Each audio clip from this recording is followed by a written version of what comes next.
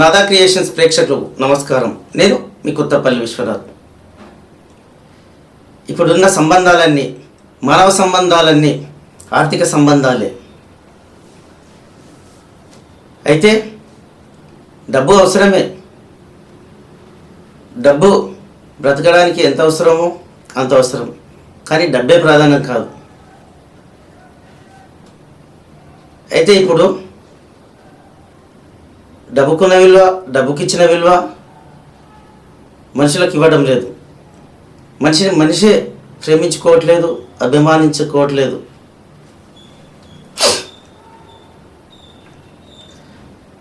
ఒకప్పుడు ఉమ్మడి కుటుంబ వ్యవస్థ ఉండేది.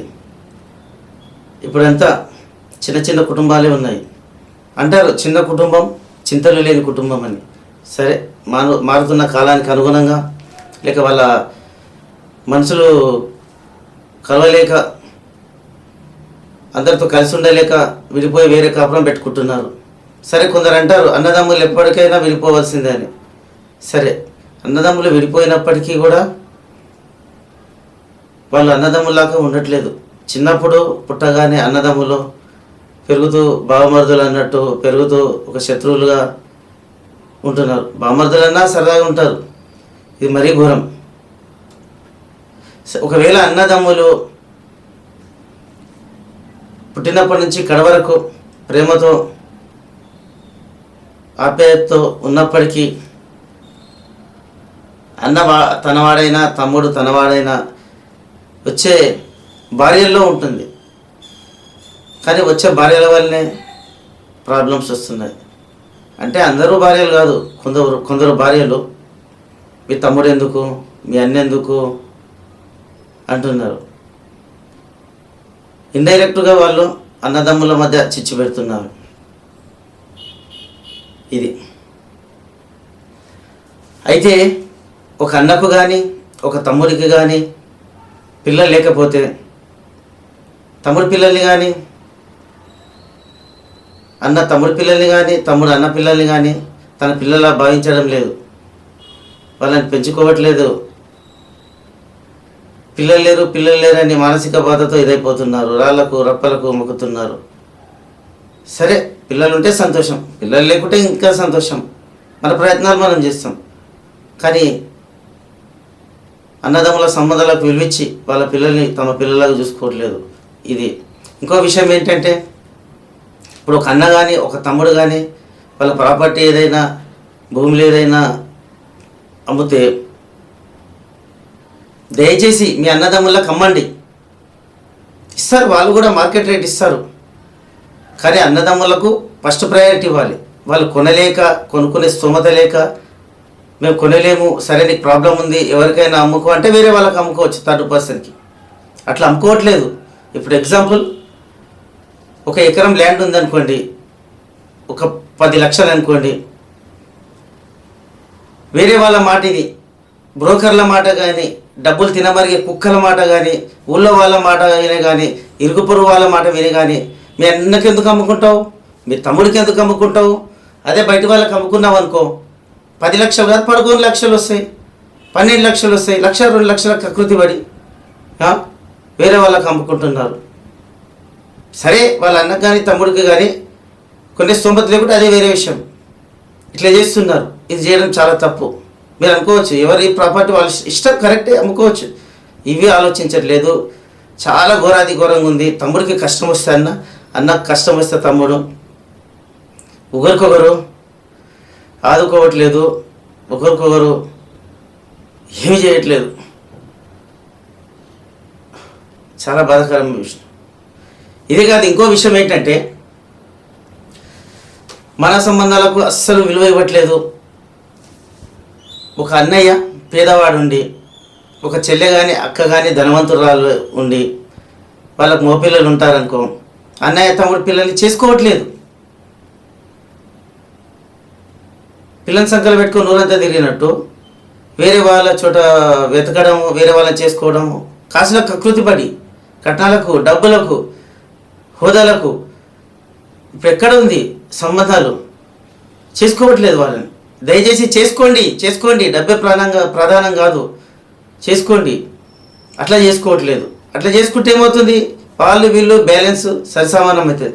లక్షలు కుమ్మరించి వేరే అబ్బాయికి ఇవ్వడము ఎందుకు? అదే డబ్బులు మీ మేనల్లునికి కానీ ఇస్తే వాళ్ళ లైఫ్ సెట్ అవుతుంది కదా.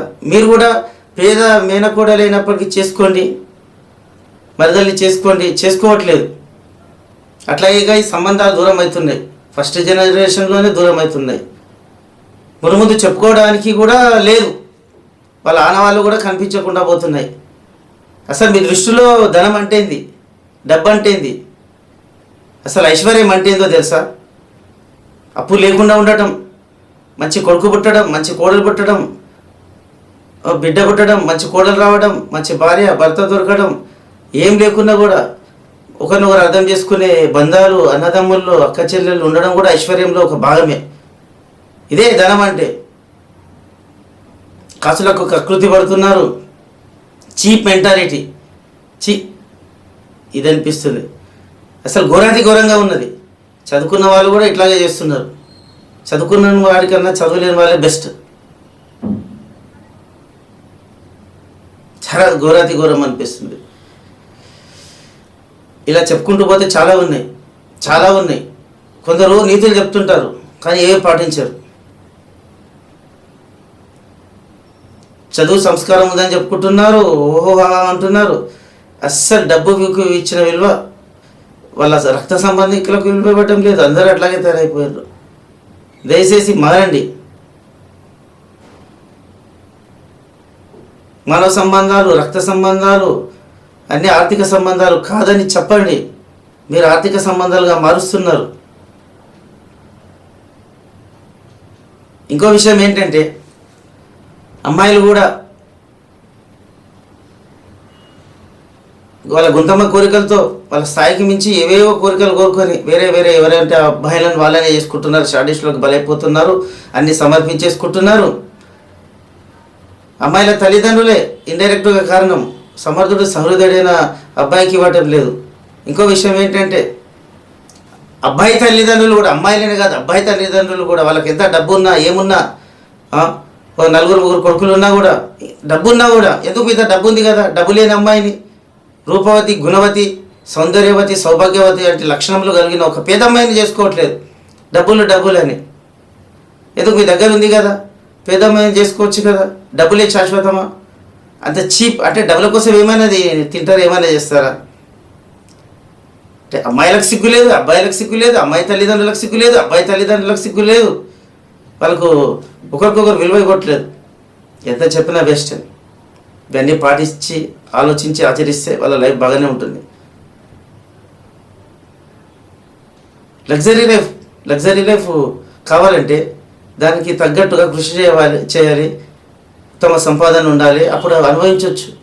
లేదనుకోండి, మన దగ్గర ఉన్నదాంతో హ్యాపీగా ఆనందంగా జీవించవచ్చు.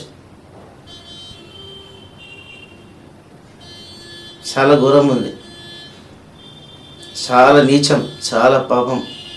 ఎవరికెవరు విలువనిచ్చుకోవట్లేదు. తల్లిని పిల్ల అడగట్లేదు, పిల్లని తల్లి అడగట్లేదు. అదంత ఘోరంగా ఉన్నాయి. కొందరు అక్రమ సంబంధాల కోసము అనుకోకుండా కొడుకు చూశాడను, భార్య పెట్టుకున్న అక్రమ సంబంధం భర్త చూశాడనుకో, ఆ రిలేషన్షిప్కి విలువ ఇవ్వకుండా, ఆ బంధానికి విలువ ఇవ్వకుండా చేస్తున్నారు, చంపేస్తున్నారు. బండారం ఎక్కడ బెటర్. సరే, మీరు ఇల్లీగల్ ఏమైనా చేసినా కూడా చేయకుండా ఉంటే మంచిది. చంపేయడమా అంటే ఇల్లీగల్ ముఖ్యమా ఈ సంబంధాల కన్నా? ఇది మరి ఘోరాతి ఘోరం.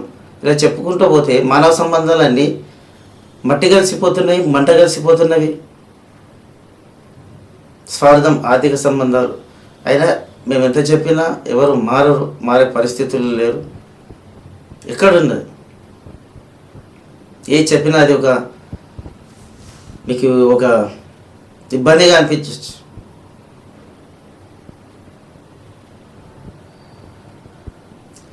చాలా బాధాకరమైన విషయం, విచారించదగ్గ విషయం, ఆలోచించదగ్గ విషయం. సరే, ఇకనైనా తెలుసో తెలియకో కొందరు ఇలా చేస్తారు, చేయొద్దు. కొందరు అమ్మాయిలు కూడా వరుణ్ణి పెంచుకోవడం, కొందరు అబ్బాయిలు వధువుని పెంచుకోవడంలో కూడా వాళ్ళ ఫ్యామిలీ బ్యాక్గ్రౌండ్ చూడండి, వాళ్ళ క్యారెక్టర్ చూడండి, వాళ్ళ మంచితనం చూడండి, మంచి వాళ్ళని చూడండి, వాళ్ళకు విలువనిచ్చి ఈ సంబంధాలు కలుపుకోండి. కొత్త సంబంధాలైనా ఇక మిగిలిన పాత సంబంధాలను కూడా మీరు అవి తెగిపోకుండా కాపాడుకునే ప్రయత్నం చేయండి. అన్నదమ్ముల పిల్లలు కూడా అందరూ సంతోషంగా ఉండి, అందరికీ ఆదర్శంగా ఉండి, అందరికీ స్ఫూర్తిగా ఉంటే మన కుటుంబమే కాదు, మన గ్రామమే కాదు, సమాజము, మన యావత్ దేశము, ప్రపంచం అంతా హ్యాపీగా సంతోషంగా ఉంటుందని నేను భావిస్తున్నాను. ధన్యవాదములు.